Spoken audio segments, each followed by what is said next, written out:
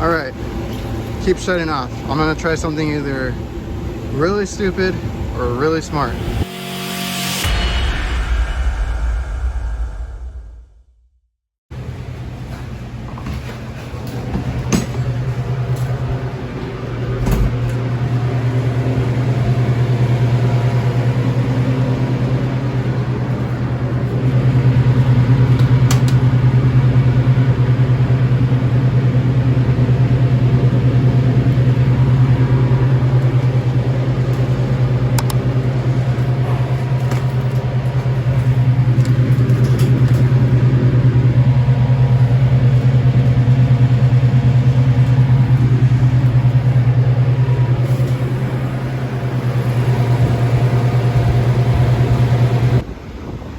Alright guys, so we got a freezer down. It's running. Man, it's real quiet. So we're flashing.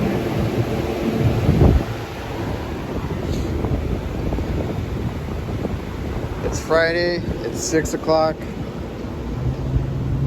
This thing is low on charge. I'm probably just gonna top it off and then come back and leak check it, because more than likely I can tell this is a new unit, but the downstairs is old, so it's either gonna be in the coil on one of the U-bends on the ends, or it might be up here. What the hell?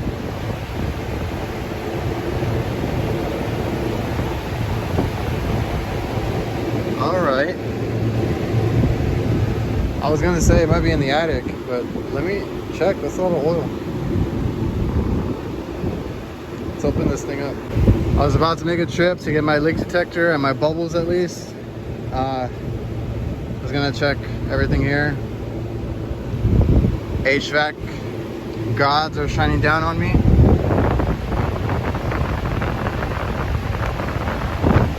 Easy. Got her leak. I'm pretty sure this is 404. I'm gonna replace that core valve, charge it up, and get on home.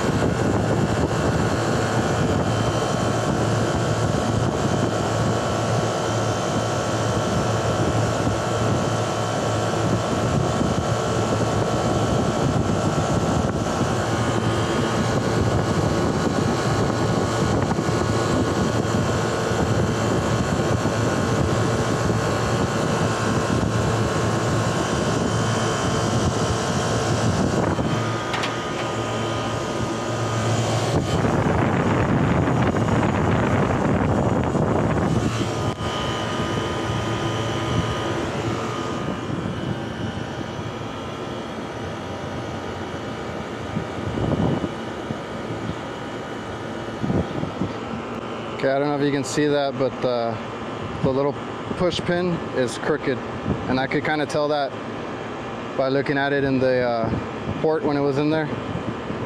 So it's crooked, it's gonna get stuck, and it's gonna leak.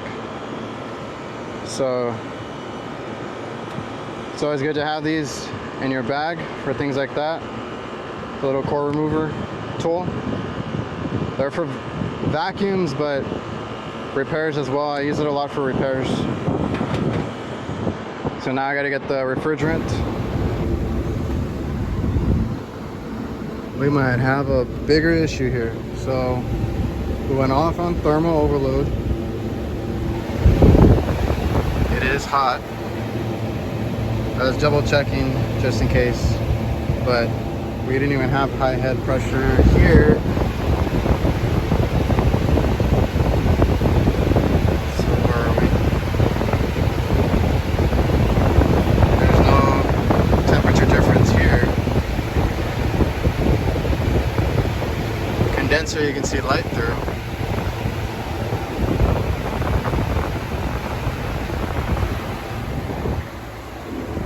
Oh man, I want it to be done. So we're calling, not in defrost. Damn.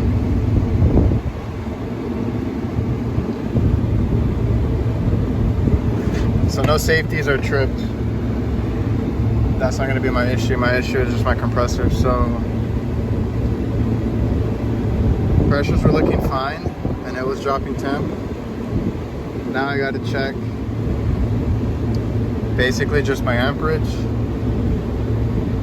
and I might suspect that this unit, which might have been messed with too, that I hope we don't have a bad compressor, but that's going to be my suspect right now, because it should not have, based off pressures, gone off or had any issues like that. So see what we can do with it. And for me to check this, I don't know why the compressor's turned the other way. This is the back side, I gotta get on that side. And it started freaking raining now. Oh, crap, man. God damn it.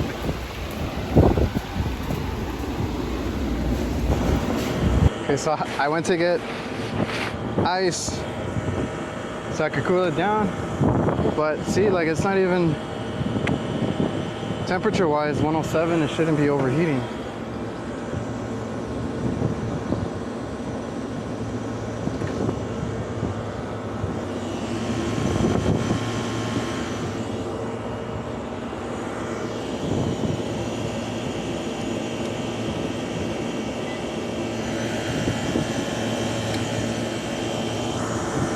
Amps.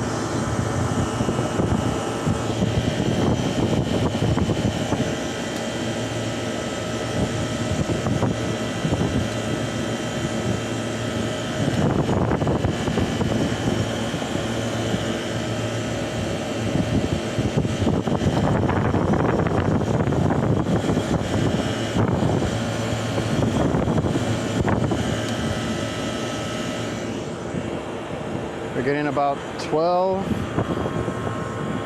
in all there, or at the highest. So let's see, Copeland.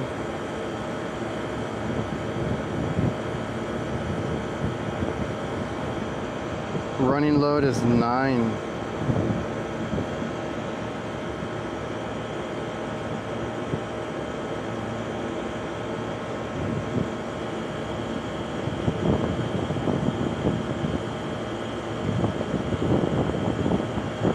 It's not, we're not putting any stress on it.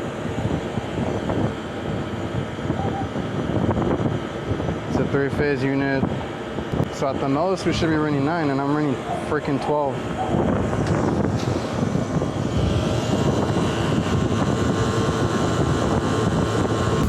I was wondering why I had a difference from my digital. I don't have a screwdriver on me to calibrate that. I got stuck there. But on the nameplate itself, it says max under load is 12 amps, so we're a little over. So I don't like that. I'm gonna see right now if the temperature drops, and then just kind of tell them to keep an eye on it. But if it stays there, I'm gonna recommend the compressor if I don't find anything else wrong, just because I'm not putting a big load on it. It's like 25 degrees inside and it's a freezer, and everything else checks out fine. Everything in here is fine. Our timer is good, our contactor is good, and there should be nothing causing that that I can think of right now. And it just goes up and down there like 12.2, 12.3. So 12 is tolerable from the nameplate. It's a 12 max amperage. So I think it's supposed to run around 9 to 10. So we'll see, because the thing is it shut off on thermal overload, but right now it's not that hot. It's getting there though. And it's Friday. Gonna be Friday night. This is not gonna be solved today. I don't even think I can get this compressor over the weekend, so pray that it works, at least until I can get availability on that thing. And I'll talk to the guys at the supply house, because they're probably gonna need a new compressor.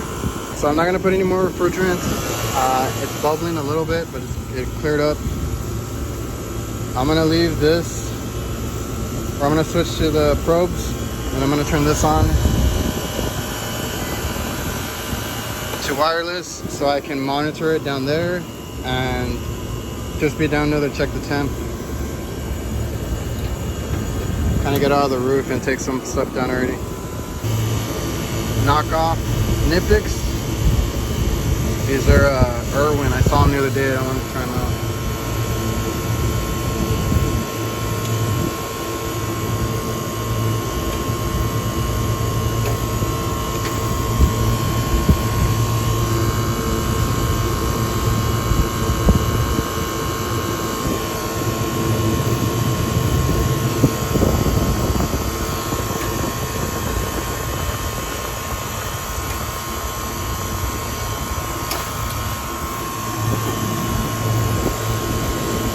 And I'm just checking this thing at every point just to make sure I'm not getting like a crazy high head or anything. But I haven't so far. Everything's normal. This compressor just doesn't want to do its job.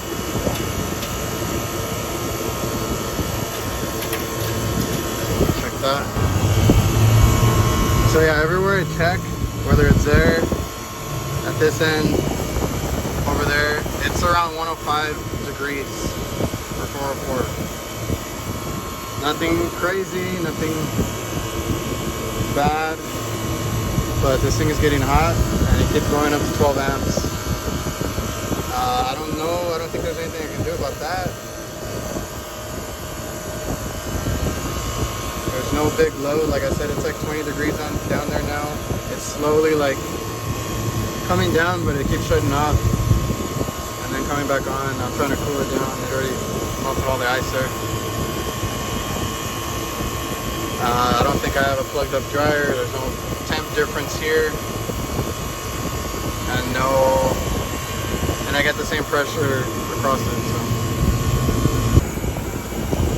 So yeah, guys.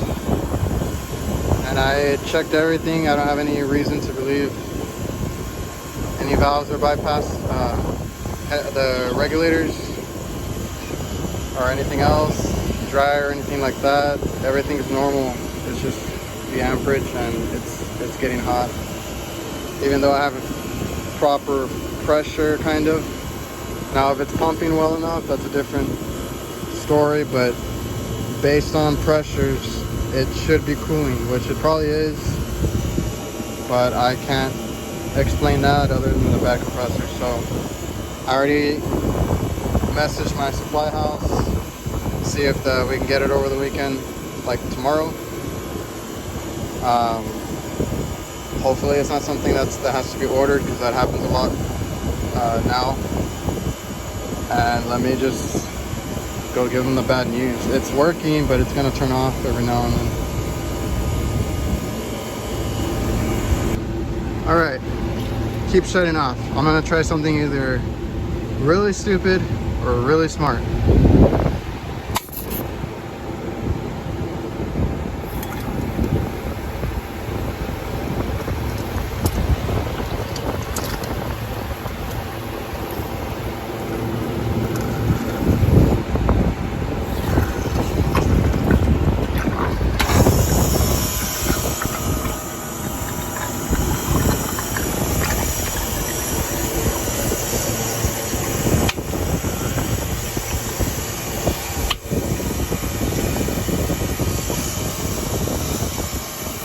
I got to see how much flow I want to put and if there's a better way to put it because I don't have clearance on top. But I need to run this compressor and that's the only way I know to keep it cool. We got water hose and this for now.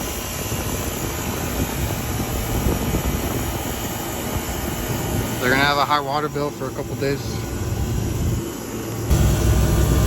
I don't like it, but if not, they're gonna throw away a lot of product. I'm trying to help them out.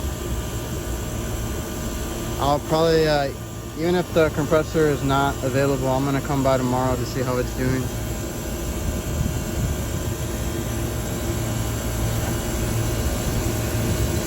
I'm gonna have to lower the flow from the faucet over there.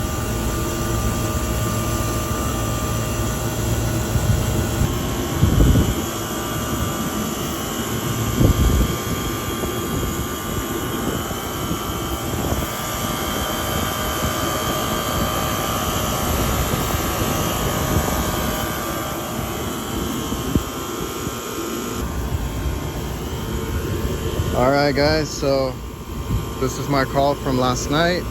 Today's Saturday. Unfortunately, they don't have this compressor in stock, so I gotta wait a few days. I came to check on it. It's been running, they said, keeping their product frozen. They're thankful. And this was a setup how I left it. I was just making sure the wind didn't take it, but it's on there, and here we go again. Random rain. So the only thing I did not do was take off the crankcase heater yesterday, so I'm gonna do that now while I'm here, so we don't have any extra heat, because that's gonna have to work like this for a few days until we get the compressor in.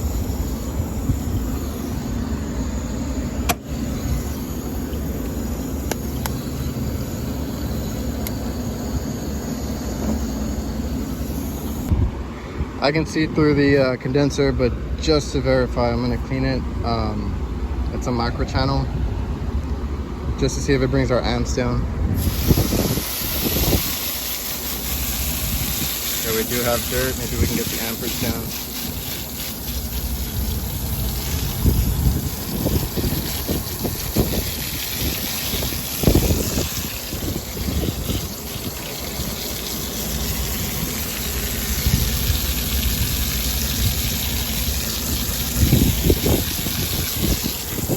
Even though you can see through it on these micro channels, they can still get dirty.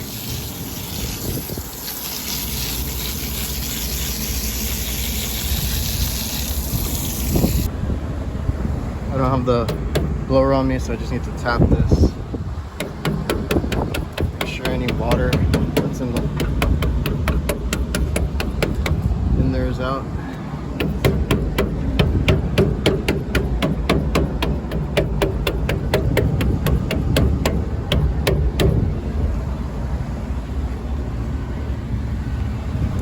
It's better to blow it out because you're gonna get high head sometimes. So.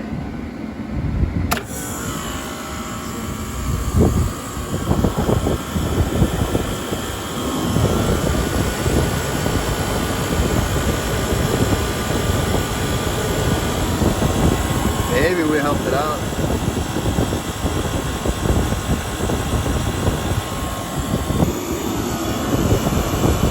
under max amps, but I'm gonna verify how hot it gets, because I think this compressor is still gonna be damaged already. But let's try and run it without the water, just so I can verify what it's doing.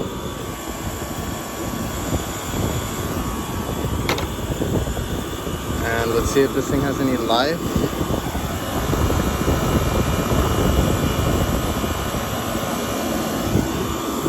But for the coil being like, for you being able to see through it, I'm surprised it was giving me all this issue if that's all it was. But I might still, yeah, it's getting real hot. I might still recommend this compressor, and they'll probably just want us to do it to get ahead of it.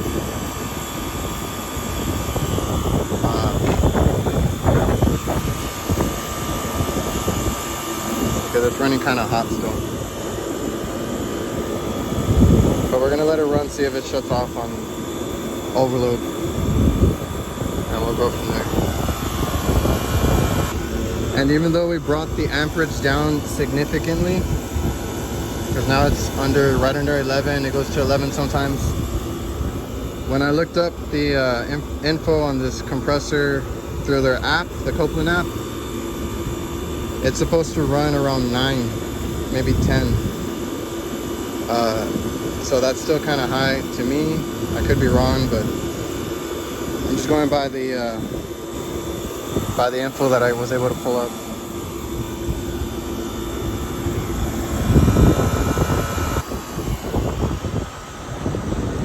Another damn rain cloud. And this thing is creeping up, going over 11 already, even though we had it down to 10.5. I don't have the water on right now, and that thing is getting hotter and hotter. And that's on a cloudy day, kind of raining too. I'm getting these random clouds. So I'm gonna let it run still. I'm gonna check temperatures. I just want to see how it does on its own after cleaning the coil, but I'm gonna call it. I'm getting them the new compressor, because they're not gonna want this thing to go down like tomorrow. I mean, yeah, I mean, like they wouldn't want it to go down during the day without a compressor ready to go in. So we got it ordered because it has to be ordered. I just want to see how it does on its own before I turn the water back on. But it's creeping up again. Like I said, it's not even a hot day right now. So I can imagine when the sun is fully out, 100 degrees, if this thing will even stay on. So yeah, I'm calling it. When I get the compressor in, we'll come back and put it in.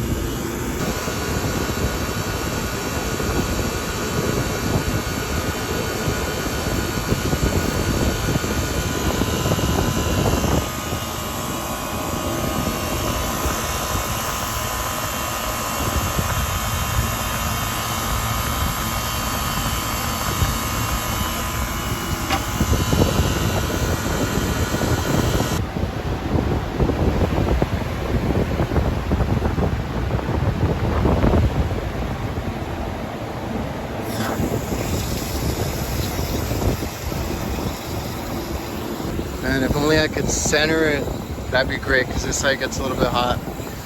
But there's that right there, that safety there, so there's not a lot I can do about that.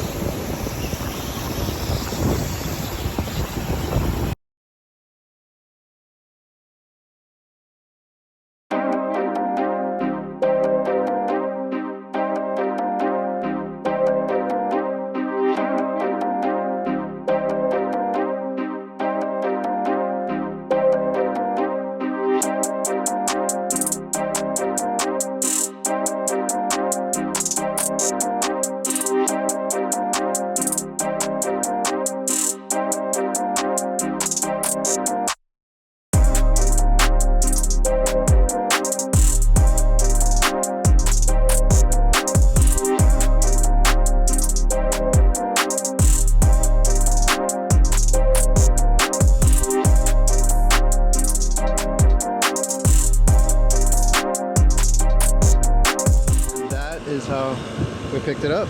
So thanks, little bro. He made these, and man, this was light work today.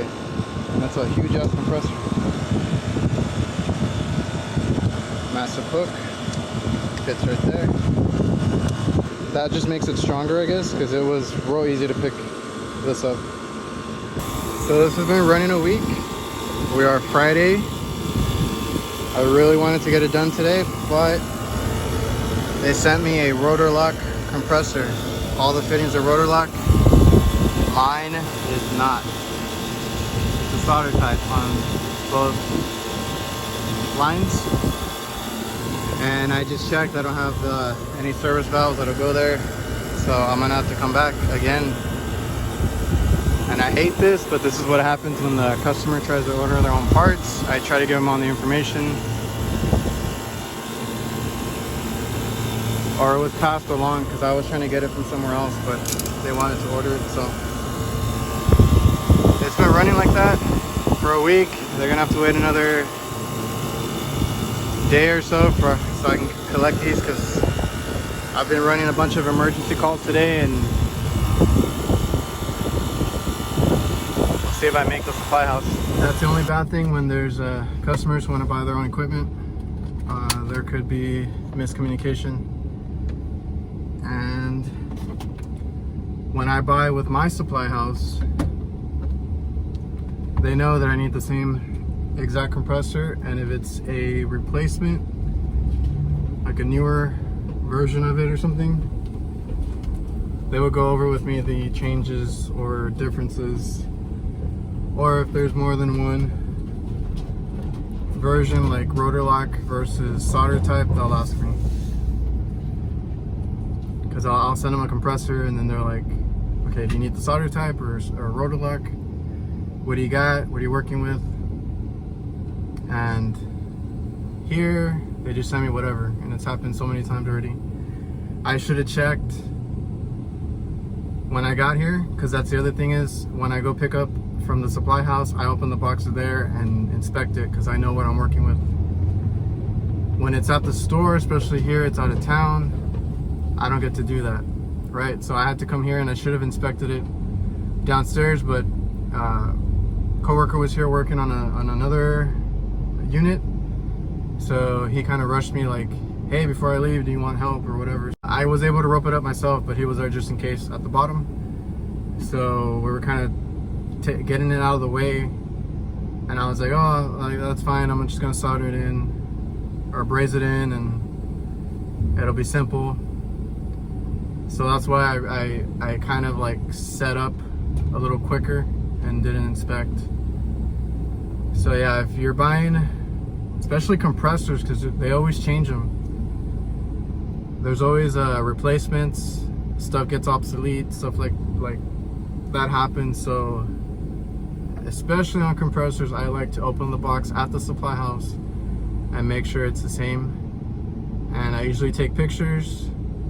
Now I have video, but make sure it's the same, and if it's not, you get the parts that you need. So right now I need to try and hurry and get to the supply house to get what I need, but they're not gonna get it done today.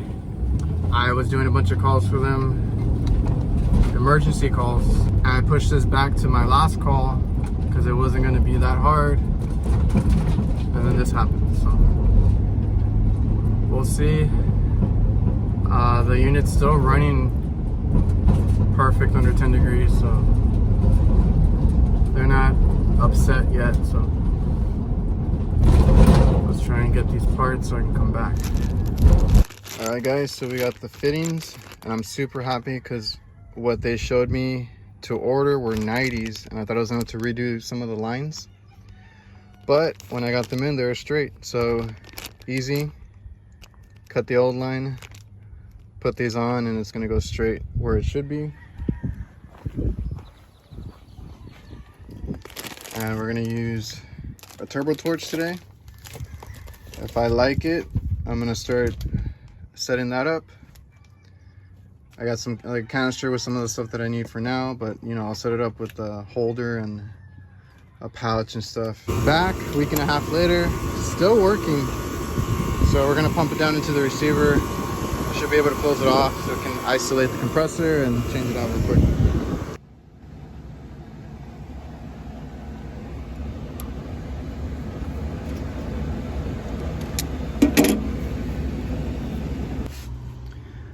Trusty old compressor holder lift.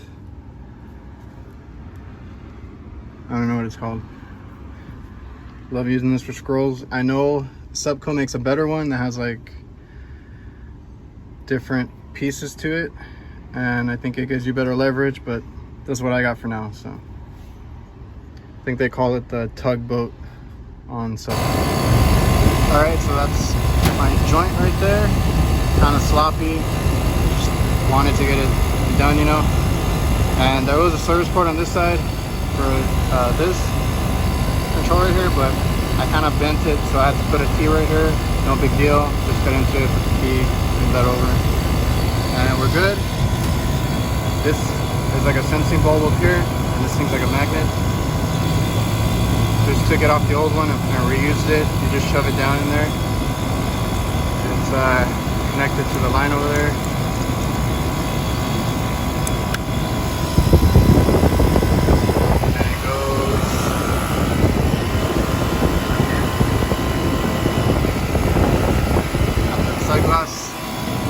I got to put the crankcase heater back on, but we're just testing it, make sure it works. I just don't know why the compressor, everything's facing that way. Like if they had just turned it this way, my lines would have been right here, easy to braze. That safety would have been on this side or somewhere on this side. Side glass for the oil would have been on this side because it's on that side. The wiring would have been on this side because it's on that side. I don't understand the thinking behind that, but it just made it a little bit harder. Nothing crazy, but we got it done, so we're good. And that's that. And I actually had to make a coupling here and here for the filter dryer, and I'll show you how I did that, but it's just another mistake that they did. They sent me a 3/8. They sent me a dryer for a 3/8 when I needed a 1/2 inch. So I had to make a little coupling there.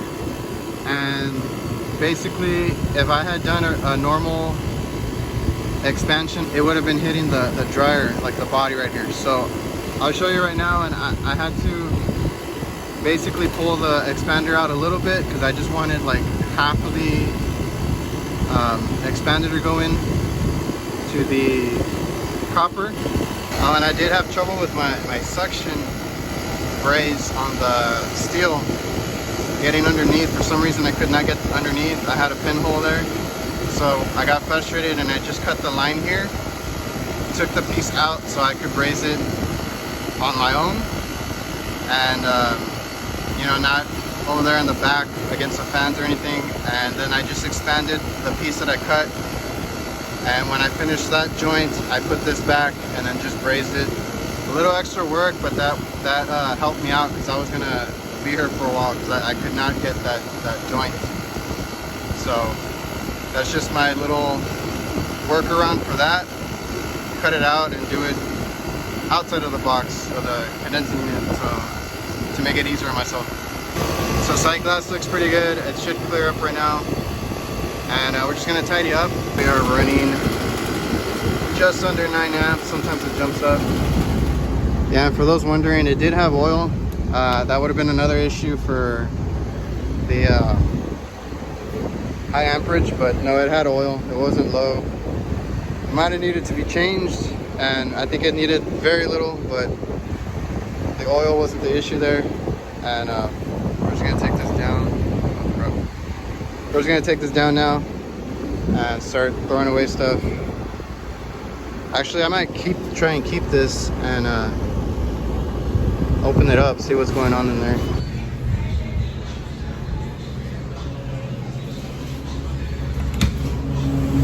Now I gotta do a leak test on this one.